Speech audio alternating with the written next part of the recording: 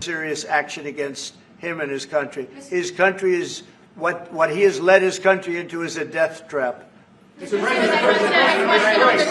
Please. Has the Secretary General presented his Ukraine peace plan to you? Are you prepared to be chairman of the Board of Peace? There is no Secretary General peace plan. But I'm here for, I really want to correct it because I saw some of that in the media. Of course, many people are thinking how to bring this terrible war to an end and supporting the President in doing that. Why I'm here is to dialogue again with the President how I can be, how NATO, my colleagues and other colleagues in NATO can be of maximum support to get that done. But there is no peace plan on the table. If there is a peace plan, it is what the President said last Friday and Sunday, which is stop where you are. Stop the fighting. This is about NATO. We're a very proud member of NATO. We have a great relationship with the countries of NATO. I think made much better by our visit a few months ago when they agreed to 5% instead of 2% of GDP. That was a big concession. I think that was a concession that 2 years ago nobody would have said, even a year ago. Even 9 months ago, before you were elected. Yeah, they would have said that's not possible. Absolutely. And the difference is they're paying 5% as opposed to not paying 2%. A lot of them weren't paying, with the exception of Spain. I think you're going to have to talk to Spain. Spain is not a team player. So other than Spain, everybody's 100%. And you could solve the Spain problem very easily, I think, if you want. Brian, go ahead. Go ahead, and then we'll take Brian. The soybean farmers, are they going to be getting support from you soon? And yeah, well, they do. So what's happened, you could say with that, you could say with beef, with all of it. The beef, the ranchers, let's say, who have done a great job, have lost their shirts for many, many years. They've really been decimated. And I helped them a lot. I put tariffs on things coming in to the country, including beef. And that gave them a chance to finally have a decent industry. We are going to be talking to them. They're great people, but they've been hurt for 25, 30 years. They've been losing because other countries have taken advantage of them. And by putting tariffs on, they've been able to make a few dollars. They've been able to have an industry. But I also want to keep the beef prices low. So I'll be talking with the ranchers, and I'll be speaking with a lot of different people, including Scott and Howard, and we'll do something. Because prices are way down in our country. Energy is way down. I think you're going to see $2 gasoline very soon. I see that it's $2.50 in a lot of places, $2.50. We were heading to $5, $6, and $7. If Biden didn't go back to my policy toward the end, you would have seen. But he didn't go back to the full policy. And he missed the most important thing. So we were up to, we were way up. I think you're going to see $2 gasoline. We couldn't even break that number. That's a big difference. The only cost that's really up is beef. And the fake news only wants to talk about beef. And what I did is I made it possible for those people to survive. They're incredible people. But they were being decimated by other countries. And I didn't want that to happen. So prices are way down. Groceries are down. Everything's down. Energy's way down. Even interest rates with a bad chairman of the Fed.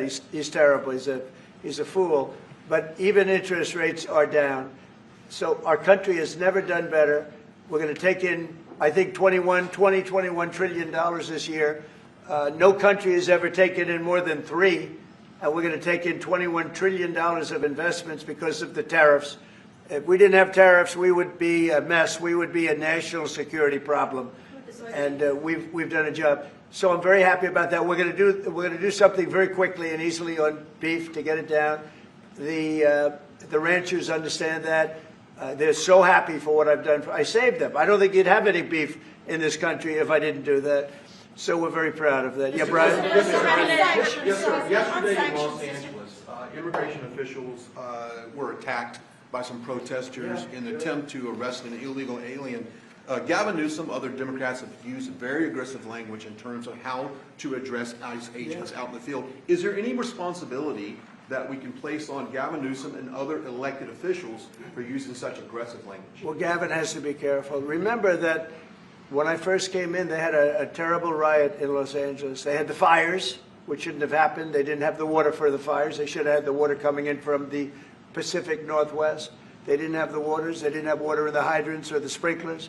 So they had the fires, and then they had the riot. And if we didn't go and take care of that riot, you would have lost Los Angeles. You would have canceled the Olympics, which is because of me in Los Angeles. And the police commissioner, the head of the police, said, if the president didn't come in, we would have lost Los Angeles. We did not have the capability of taking care of it. And he said it very strongly. And we did a great job. And within a week, it was all done. Within one day, it was done. But within a week, it was all done. And then they go back to their normal practice of weakness, of not taking care of criminals, meaning taking care of putting them in jails where they should be. Washington, D.C., and you all are the best people for that, because Washington, D.C. is now one of the safest cities. It was one of the most dangerous cities in the country. Now Washington, D.C., believe it or not, I'm embarrassed to say it in front of you, but Washington, D.C. went from one of the worst, most dangerous cities to you can walk down the street, you can send your child to meet you at a location. Your child is going to be fine. We have a very, very safe city, one of the safest, and very proud of that. Memphis, by the way, is coming along fantastically. We're in Memphis right now. We had the FBI in Chicago. We're doing things. We haven't served Chicago yet. When we do, Chicago will be very quickly a very, very safe city. But if you look at what's happening in Memphis, it's great. But you got to look at Washington. People are coming up to me. People that work in the White House are saying, "Thank you, sir," and I immediately know what they're thanking me about. It's thanking. They can walk to work. They would never walk to work a year ago. They can walk into work and they feel safe and secure, and it's beautiful. And I'll tell you what, it's really an honor to add that great ballroom to the structures in Washington. It's going to be one of the great ballrooms of the world, and I think it's going to be something you're all going to be very proud of. Mr. President, thank you, Mr. President. As it relates to your meeting that's coming up with President Xi, what do you hope comes out of that meeting? What deliverables come out of that? I think we'll make a deal. I think we're going to make a deal on the rare earth is the least of it. Look, the tariffs are much more powerful than the rare earth.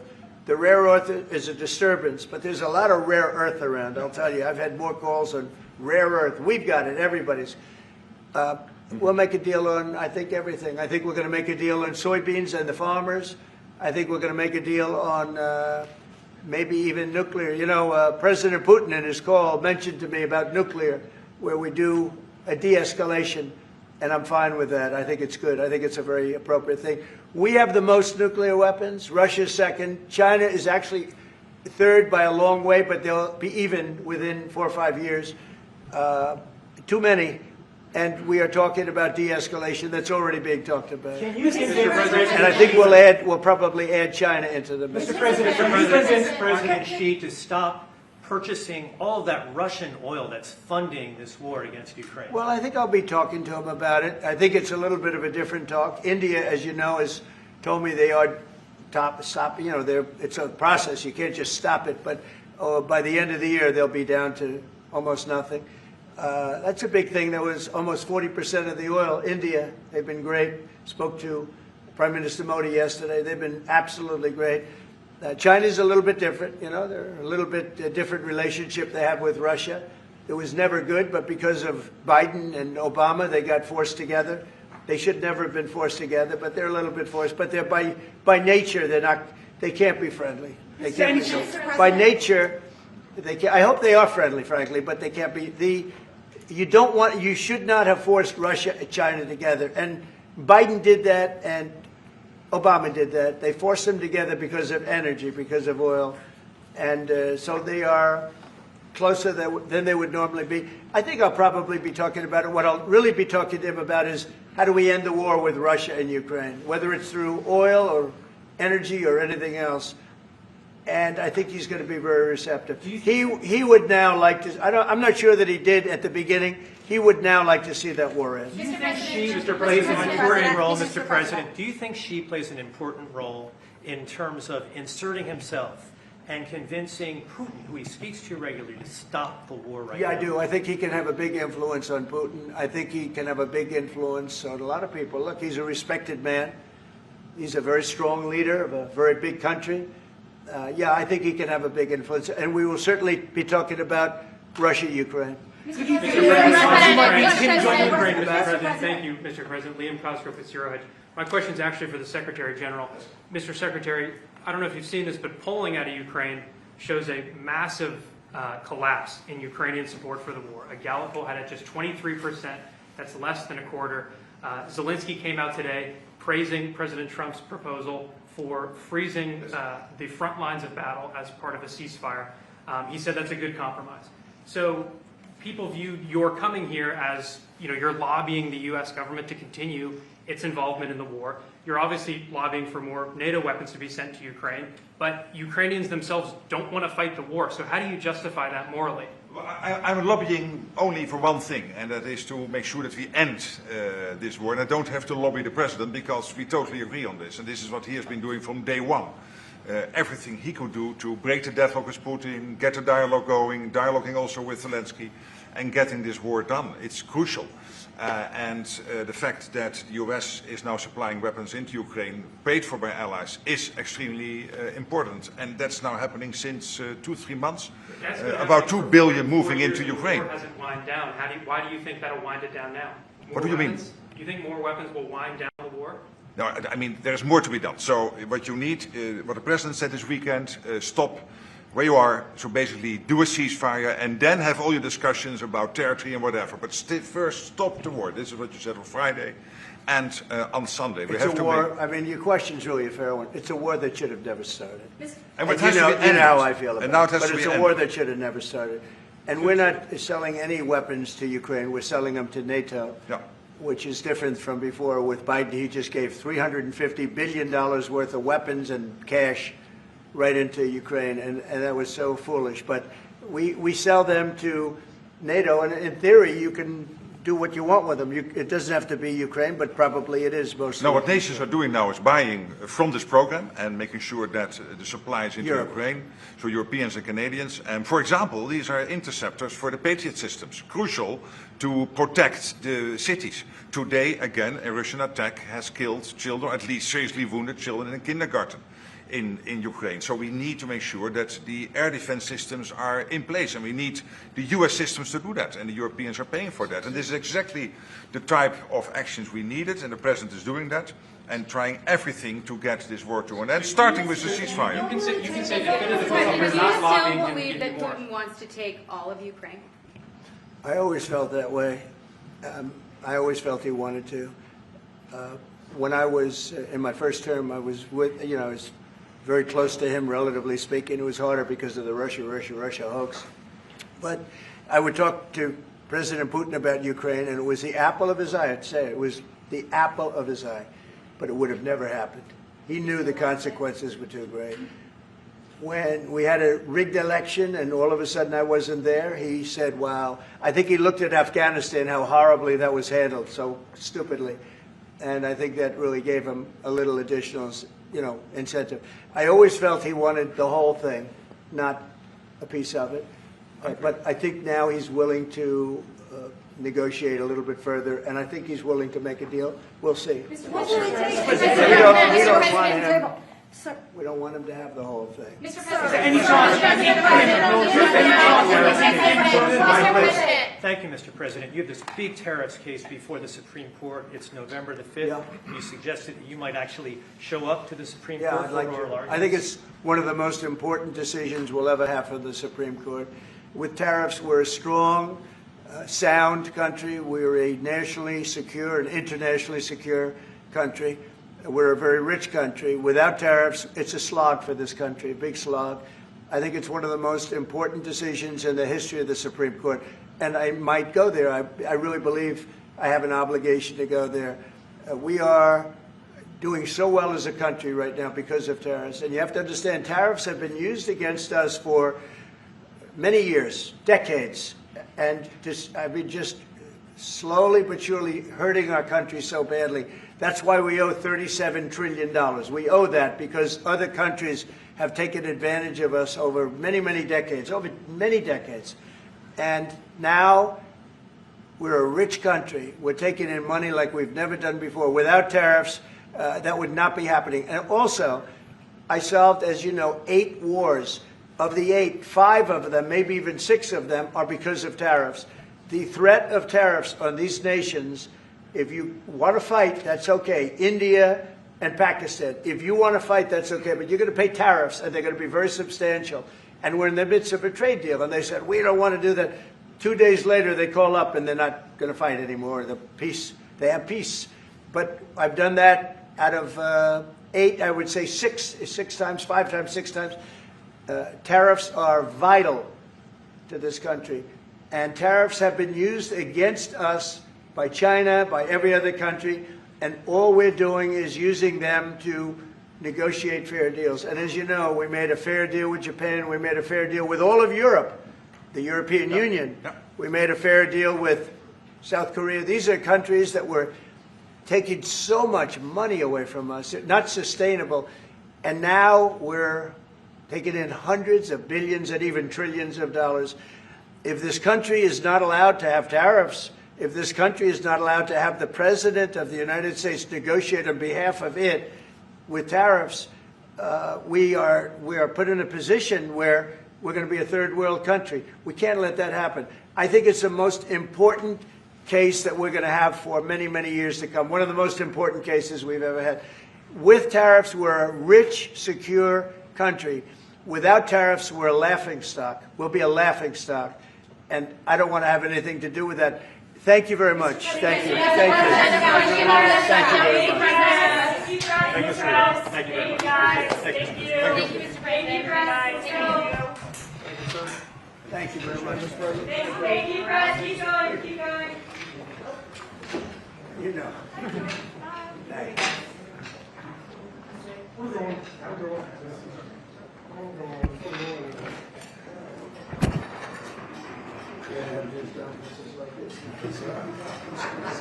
Every day. There's something wrong. I did it 28.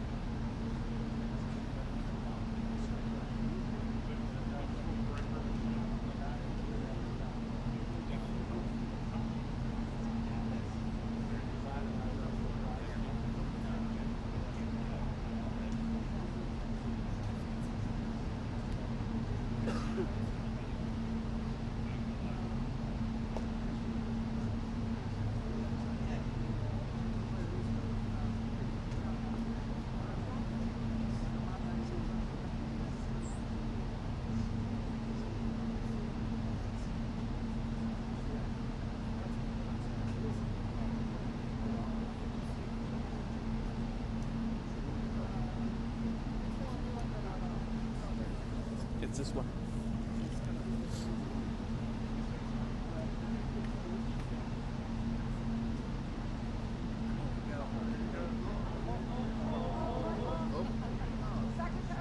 Secretary General.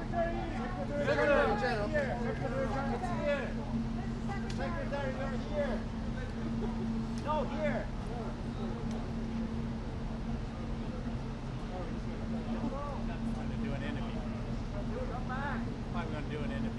Oh, he's doing CNN right now. Yeah, CNN. We'll wait for you. Your guys, Peter. What? We'll wait for your team. You will. Yeah, all right. You can watch it if you want. Okay, thanks. Yeah.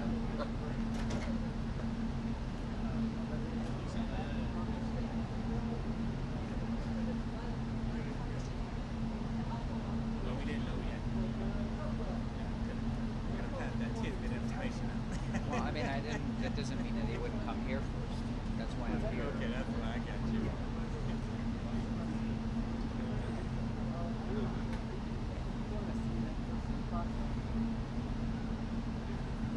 Maybe,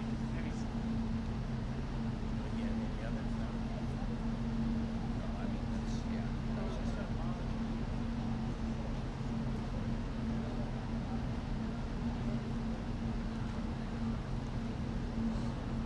Vaughn, what's your last hit for the day? I'm done. Just waiting. You guys? Wait, are you done after this?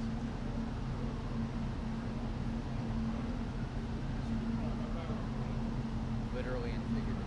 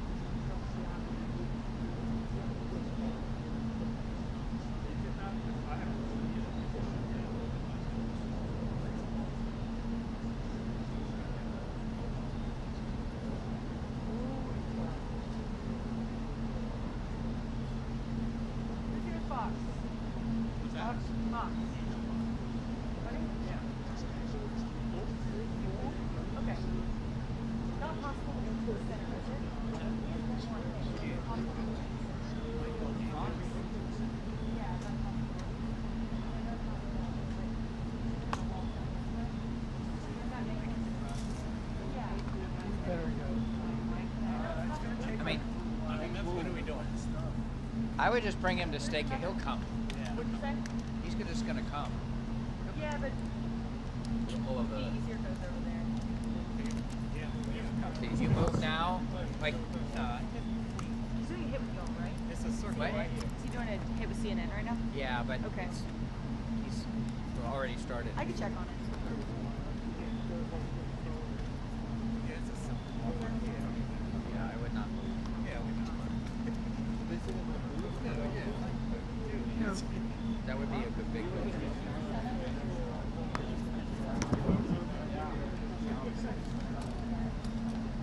Yeah, that's the second. Yeah, I mean, it's more of a headache to move it and have all of us. It would be a headache. It would be a ghost front. Yeah, because I'm trying to pronounce it.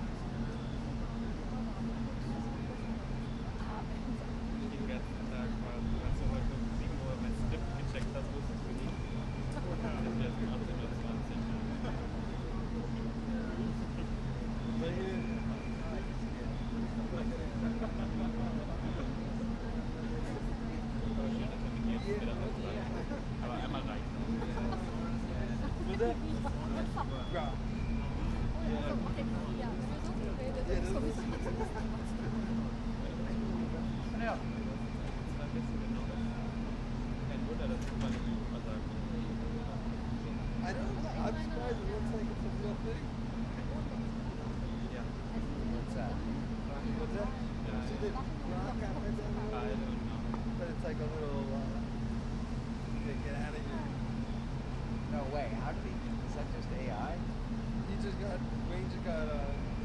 Lifted out of here on helicopter. What program is that? It's called Rutte. Rock? That's crazy what AI can do.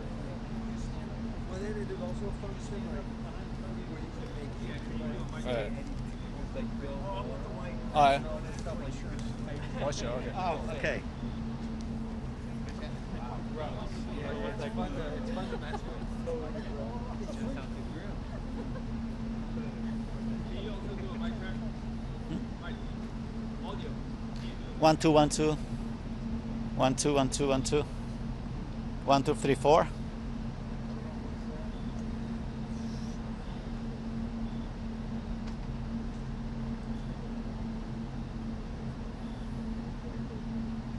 Are you good?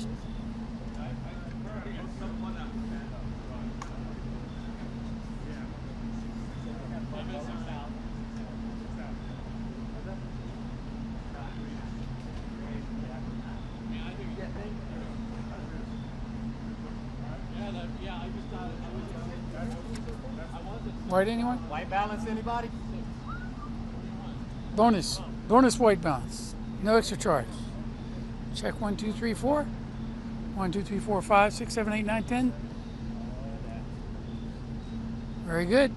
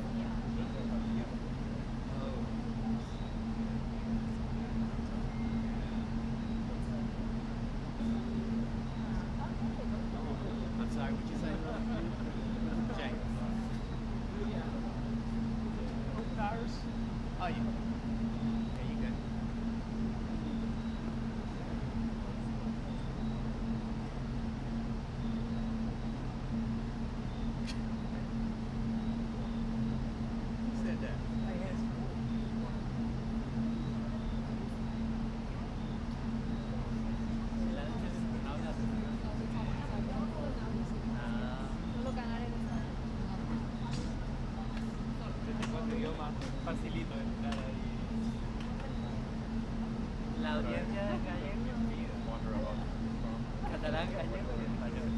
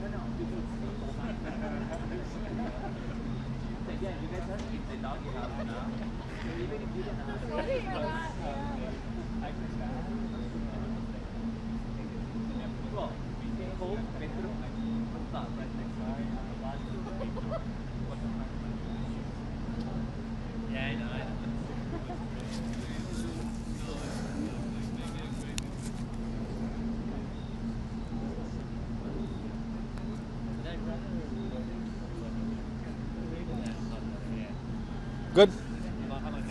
You guys anymore?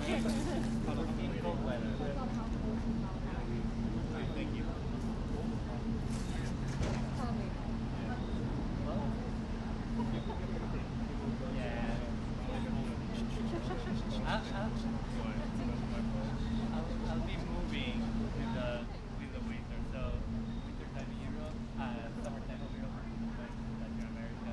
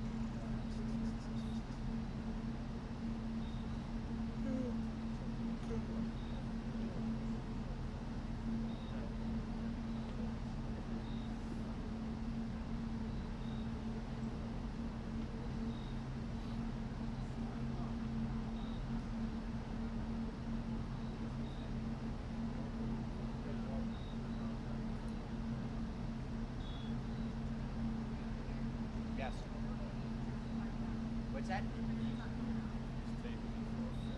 Yeah, right over there by Vaughn.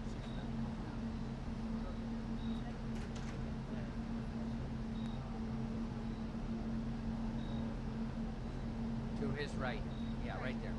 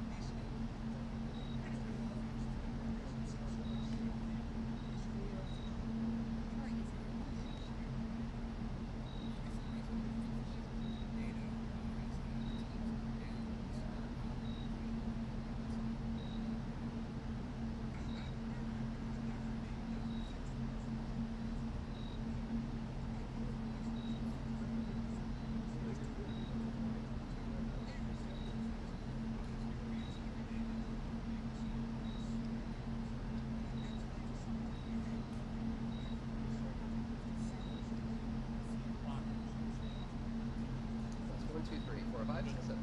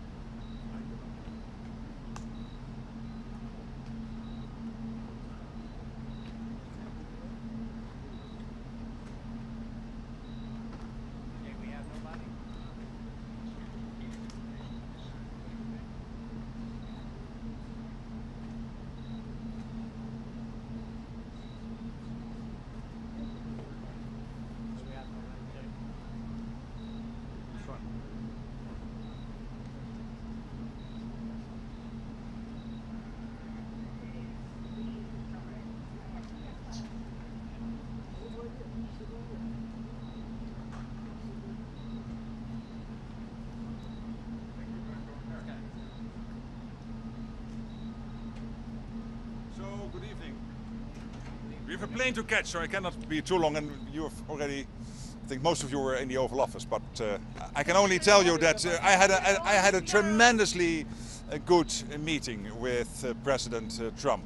I mean, the leadership he is providing when it comes to NATO, the summit in The Hague, the 5%, the fact that since Eisenhower we never were able to equalize spending between what the Europeans and the Canadians are spending, what the US is spending, that at that summit we agreed on this famous 5%, including 3.5% on core defense spending, is now equalizing what the Canadians and the Europeans are paying into NATO and the collective NATO effort to what the US is doing. So that was a big foreign policy success of President Trump.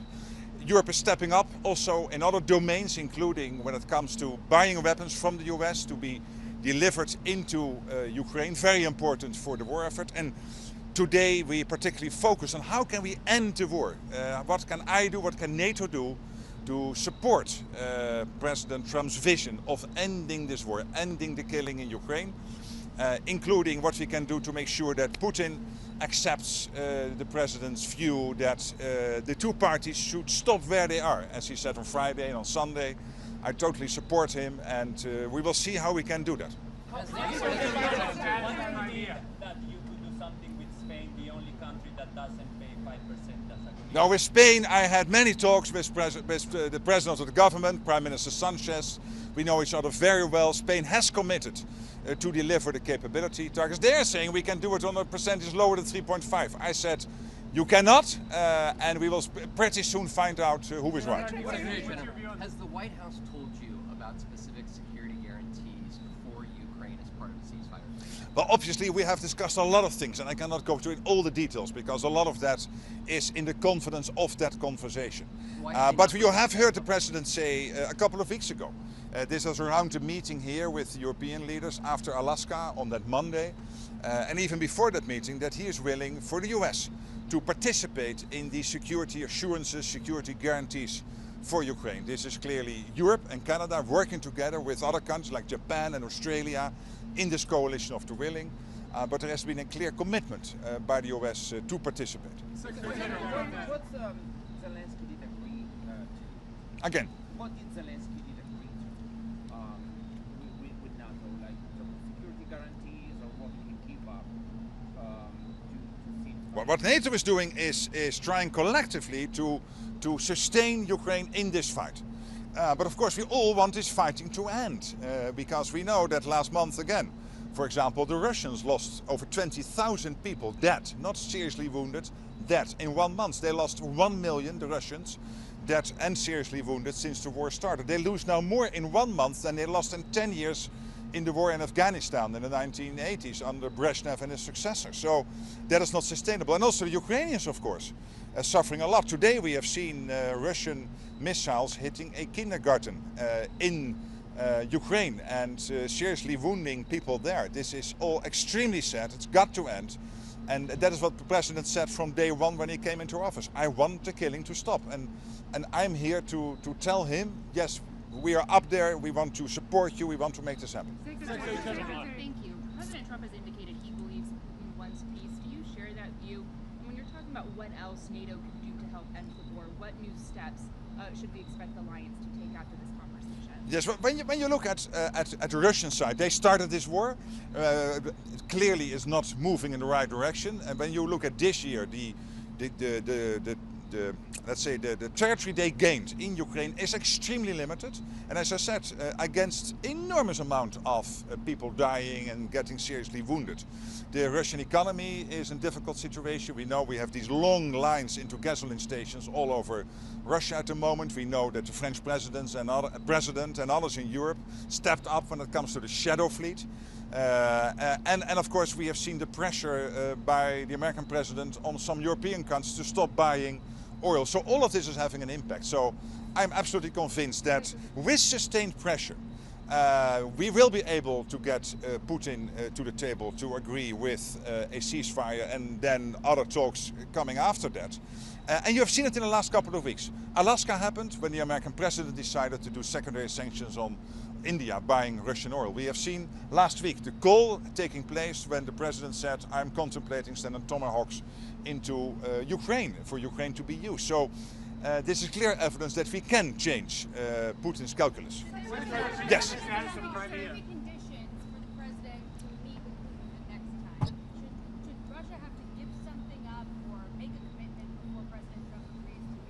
Well, I think it was clear from what he said today that he feels at the moment, and I'm not going into the conversation we had because that of course is confidential, but you have heard him say, I think it was yesterday when you were there I think in the Oval Office in another setting, and also tonight when I had the honor of visiting, that he feels they are not at a place yet where a meeting would be successful. So.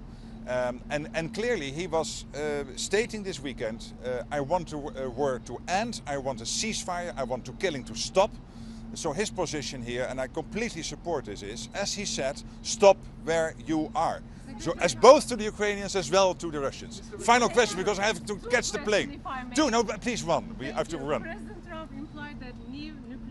arms agreements could be in discussion with Russia. What is NATO's stance position on potential nuclear policy shifts from the U.S.? Would it affect alliance? Well, this is really up to America, to the United States. So, as you know, the nuclear umbrella is the ultimate guarantor of European and American safety. And I think the American president engaging with other countries and seeing what can you do to de-escalate any tensions when it comes to nuclear is always applaudable and commendable, but I should not comment because it's not for NATO. This is really the US in bilateral relations with, in this case, I understand, the Russians and China. Final question, and then I really have to go. Are you not concerned that every time Vladimir Putin speaks to President Trump appears then to go to his position, that there is flip-flopping by the US president, and that we could be talking in a week from now and things will have gone back, he'll have gone back to the Russian camp? Well, I don't buy that, and I don't agree with that. Right. Because here's the case: you guys live in the most powerful country in the world, but most powerful military.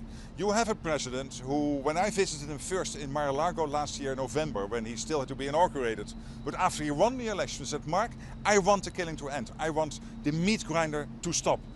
I want no more people lost." This is extremely close to his heart.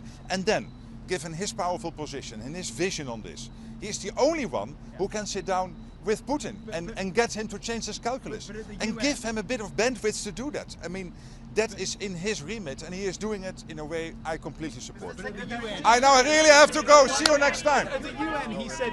Yeah, we have to go. Thank you. Bye-bye. At the UN, he said...